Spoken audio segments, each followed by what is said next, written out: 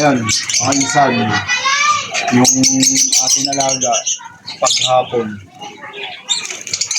yung tubig alisin. Tapos, ayan. Kasi ang mga alaga ko, paghapon, inaalis ko na yung tubig. Ayan. Tapos alisin yung tubig. Hugasan. Kaya may gripo tayo, yung mga gripo natin, yung gripo sa sauran. Tapos pala, ayan, mga insan, katatapos ko lang din magwalis. Ito yung ipon ko sa mga, may ipunan ako ng mga dayami. Yan naman mga dayami ko. Kinukuha din sa akin yan sa yung sa mga halaman. Ginagawa nilang pataba. May kumukuha sa akin yan. So yun. Pagka puno na, mamaya kukunin na yan, nilalagay. Ganun lang, malaki rin, may pakinabang din yung mga yung mga ipa, kasi mga ipot-ipot niya. Nagahalo-halo naman na ng ipa yan eh. Kaya yun. Yun ang Tapos yun, dito. Tapos yung tubig, ganito. Alisin. Kasi pag may vitamins, 8 hours, dapat nga 5 hours lang. Kukunin na natin yan sa sakit niya. Yung tubig naman yan, recycle ko rin. May naman ako, halamanan. Yung tingo. Ito. Oh. Ito. Halaman ko ito. Meron pa yan. So yung tubig ko natitira dyan sa mga ibunan ko, iniipon dyan, dinidilig ko rin sa halaman. So, marami rin kasi kailangan tipidin. Siyempre, kailangan natin yan, mga isang.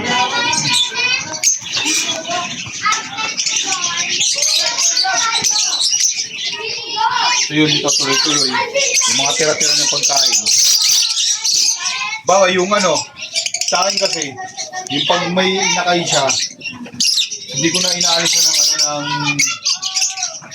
ng pagkain. Nakababad talaga siya kasi tuka lang yan. Tapos sinusubo sa inakay. Yan, ito, tatlo may inakay. Yung wala, ayan, inaalisan ko. Hindi ko siya binababara ng patuka kasi. Isa yun sa may posibilidad ng ating mga alaga pag tuloy-tuloy pakain. Magkakaroon sa pula. Ayun, pag nagkaroon sa pula, minsan hindi na talaga nangingitlog siya pag may sa pula. Kaya kailangan mabantayan din natin yan. Siyempre, mag-aalaga ka na naman ng mga ganyan ibon. Mo? Mag-mimintin mo rin. Tulad yan, kakarating ko lang galing sa trabaho. So, ayun, yung mga ganyan. Tanggalin mo yung tubig.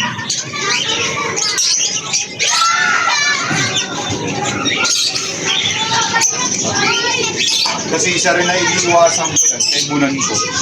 Hindi mo mapiperfect, wala ditong bubuhit yung daga. Yung ito kasi, kinakain ng daga yan, mga ganyan. Tapos, yung tubig naman. Hindi natin alam, minsan na yan, delikado yan sa talaga. At, delikado rin sa akin yun kasi baka malay mo, bigla tayong kumain, yung pala maihin ng daga. Delikado yun. Kaya gugus din tayo kamay. Ganyan. Ganyan lang yung routine ko sa aking mga alaga. Although, pagod ka na sa trabaho, kaso, siyempre, alaga mo yan. Wala na. Tatanggal yung stress mo.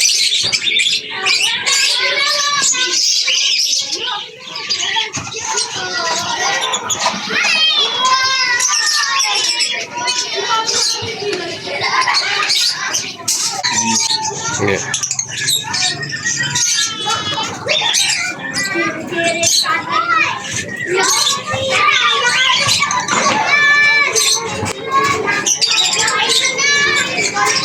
So doon sa mga nagpapa-shoutout sa akin, sa mga followers ko, shoutout sa inyo.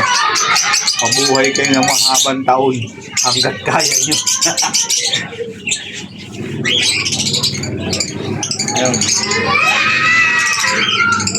ayun, yung mga ating alaga.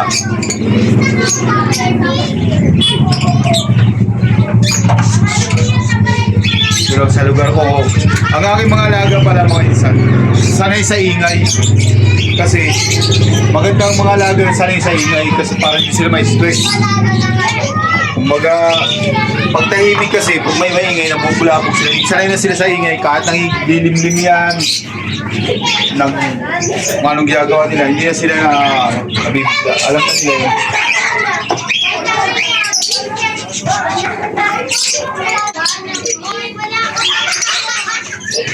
So yun, yung tubig na ipon, i-delete ko lang. Dito dito, sa mga halaman ko.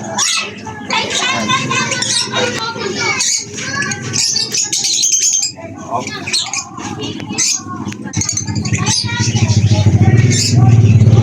Mga 6.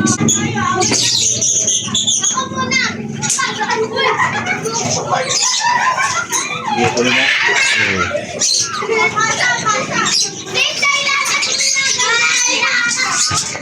Tapos yung may nagtatanong din sa akin minsan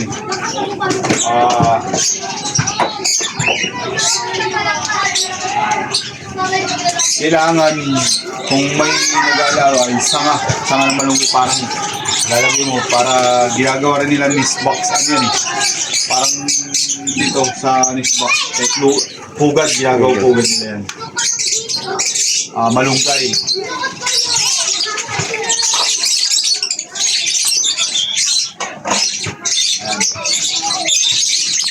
Ayun, hanggang dito na lang mga insan. Next vlog ko ulit sa mga ibunan ko. Bihira rin kasi ako mag-post na sa YouTube ko na, sa Facebook ako nakapokus eh. So ayun, sa mga nagtatanong, meron ako i-release na mga ibon ko. Kung sino gusto mag-alaga, ipi-in nyo lang ako. Magkakaroon kayo ng alaga ng sapat sa ano lang, palit-patuka lang ako. Pares, palit-patuka. Mababa na magkano lang. Ayun. So, ayan. Thank you.